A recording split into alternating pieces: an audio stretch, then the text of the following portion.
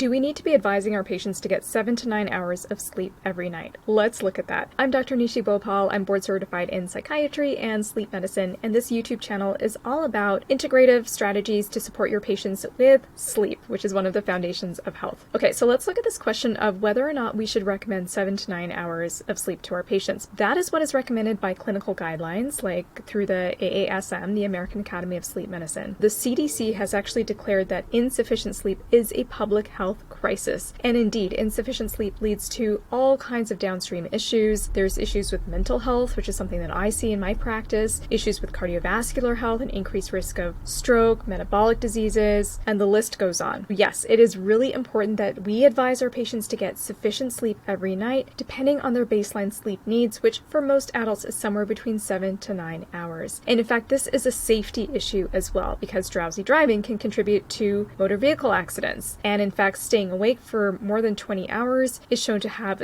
the equivalence of a blood alcohol level of 0.08. Okay, so just so we establish the safety and the health concerns of insufficient sleep. But why am I bringing up this question of, do we actually need 7 to 9 hours of sleep? I'm bringing this up because at the time of this recording, just yesterday, I was on a discussion which was really fascinating about the intersection of sleep and spirituality. And if you are a meditator, you might have already heard this before, but it's said in meditation and ancient texts that practicing meditation regularly actually decreases your baseline sleep needs. Is that true? If you're a meditator and you've experienced that, let me know in the comments. I would love to hear your experiences. In the world of yoga and in ancient Buddhist texts, it's recommended that proficient meditators only need about 4 hours of sleep. So how do we reconcile that with this current recommendation of getting 7 to 9 hours of sleep every night? I can tell you through my own personal experiences with yoga and meditation. I do a form of yoga called Kriya Yoga, which involves a pranayama practice, which is a breath-based meditation. There's also a mantra-based meditation that goes along with that called Shunya meditation. So my practice is called Shakti Chalana Kriya and Shunya meditation. And I have personally found that when I practice these, when my practice is on and I'm doing it consistently, regularly, my baseline sleep needs do decrease, which I find so interesting because I am somebody personally who needs a lot of sleep to feel rested. And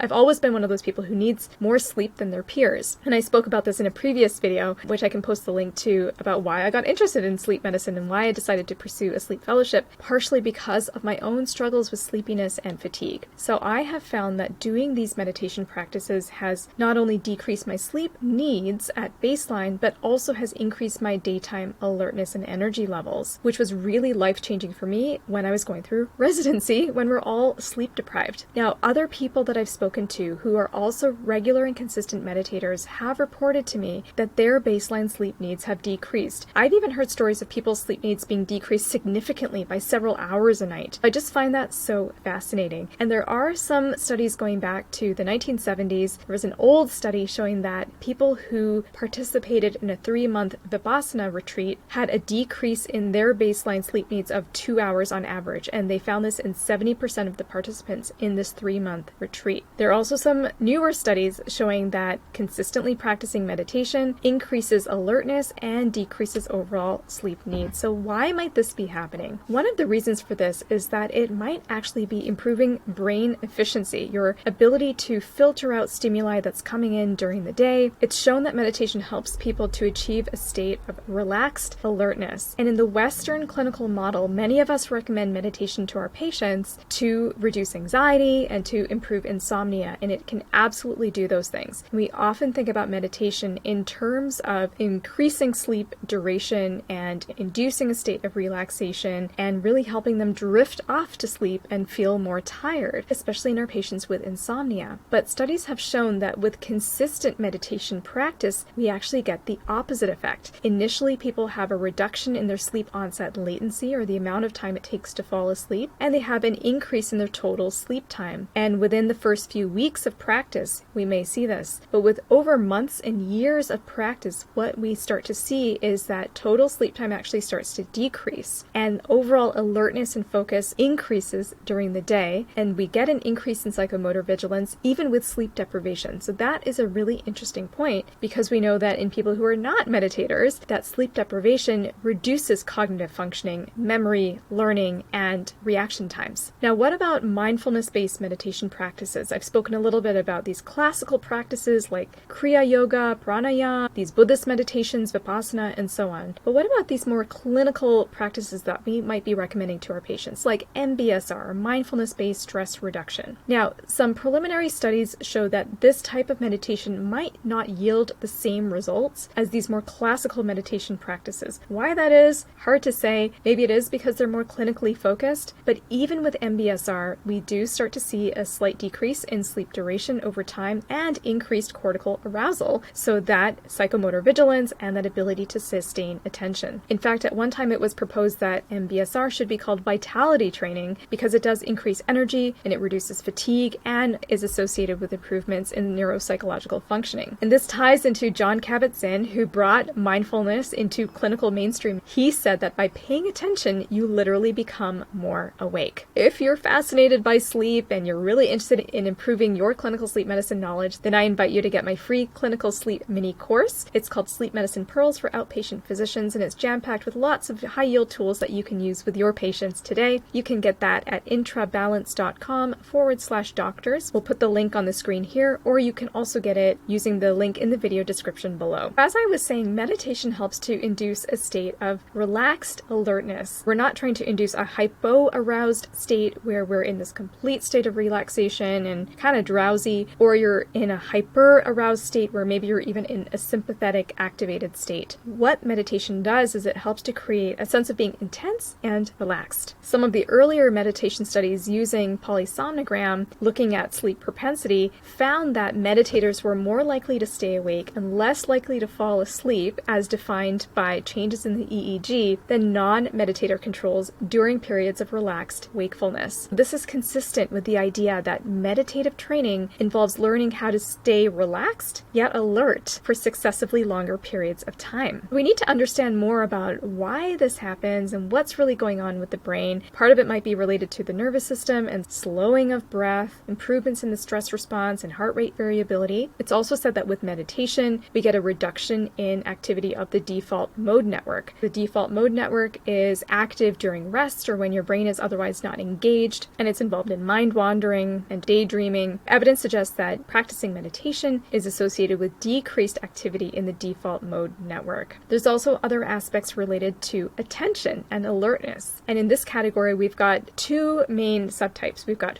phasic alertness, which is when you're ready to react when you hear or you see something that catches your attention. So it's like a reflex. So for example, if I were to throw something at you to catch, then you're engaging in phasic alertness, so your reactivity. The other type is tonic alertness, which is when you're generally awake and alert. And so you're just scanning, you're ready to notice if there's anything unusual, but there's no specific warnings or cues. You're in standby mode. Practicing meditation regularly promotes this tonic alertness, where you're more aware of what's going on around you, what's happening internally, and you're able to process stimuli more efficiently. So you can imagine it like your system is just running so much more effortlessly. So you need less recovery time, that is less sleep, to recover from all of this stimuli. It'll be really fascinating to see what the research shows as more studies are being done on the connection between sleep needs and meditation. There's some preliminary studies showing that meditators might have more stage 3 deep sleep, and so maybe that might be why sleep feels more efficient and sleep needs go down. The bottom line is that ongoing meditation practice leads to neuroplastic changes, where meditation no longer produces a state of drowsiness or sleep, but it actually helps to improve wakefulness and alertness and a more efficient system to process stimuli during the day. So there's lots of benefits to meditation, and this is something that I recommend to patients. If you are interested in learning more about meditation and how it can support your patients, there's lots of resources available. I have a video on different resources for meditation, so you can check out my video on that. There's of course benefits of meditation on mental health, which is also another really important aspect of health, along with sleep. At the end of the day, do your patients need 7 to 9 hours of sleep? Yes. So you can support them with getting adequate sleep for their baseline sleep needs. You can help them understand what their baseline sleep needs are and support them in making the changes in their lifestyle and in their health to get better quality sleep. And as they start meditating, if they do choose to introduce meditation into their lives, they can start to notice how it affects their energy levels and how it might be affecting their sleep. I also recommend that you, as the clinician, if you don't already have a meditation practice, it is something worth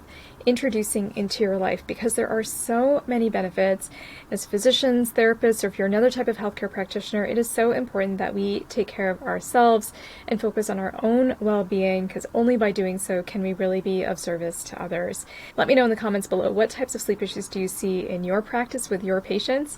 And I would love to hear any personal experiences that you have with meditation.